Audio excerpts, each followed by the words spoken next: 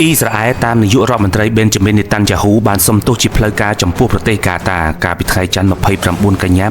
2025ចំពោះការវាយប្រហារដោយមីស៊ីលដ៏សាហាវនៅទីក្រុងដូហាដោយជាសញ្ញាមួយដើម្បីបន្តទូនាទីសម្រុះសម្រួលដ៏សំខាន់របស់សហរដ្ឋអាមេរិកក្នុងការចរចាបទជប់បាញ់នៅកាហ្សាខណៈពេលដែលលោកត្រាំបានបង្ហាញផែនការសន្តិភាពដ៏ទូលំទូលាយមួយដើម្បីបញ្ចប់សង្គ្រាមជិត2ឆ្នាំនេះការសុំទោសនេះបានធ្វើឡើងនៅក្នុងកំឡុងពេលការហៅទូរស័ព្ទនៅសេតវិមានត្រីភាគីដែលសម្របសម្រួលដោយលោកត្រាំបានកត់សម្គាល់សម្បទានការទូតដ៏កម្រមួយពីលោកនេតាន់យ៉ាហ៊ូដែលបានសម្ដែងការសោកស្ដាយយ៉ាងខ្លាំងសម្រាប់ការវាយប្រហារកាលពីថ្ងៃទី9 កញ្ញា 2025របស់អ៊ីស្រាអែលដែលបានសម្លាប់ទាហានកាតាខណៈពេលដែលបានកំណត់គោលដៅទៅលើមេដឹកនាំក្រុមហាម៉ាស់នៅក្នុងរដ្ឋធានីដូហាលោកនេតាន់យ៉ាហ៊ូបានសន្យាថាអ៊ីស្រាអែលនឹងមិនធ្វើការវាយប្រហារបែបនេះម្ដងទៀតទេនៅពេលអនាគតការសំទោសនេះស្របពេលជាមួយគ្នានឹងការប្រកាសរបស់លោកត្រាំអំពីសំណើសន្តិភាពចំនួន20ចំណុចដែលលោកបាននិយាយថាទាំងប្រទេសអ៊ីស្រាអែលនិងប្រទេសអារ៉ាប់ទទួលយកទោះបីជាក្រុមហាម៉ាស់មិនទាន់បានឆ្លើយតបក៏ដោយផែនការនេះអំពាវនាវឲ្យមានបទជប់បាញ់ជាបន្ទាន់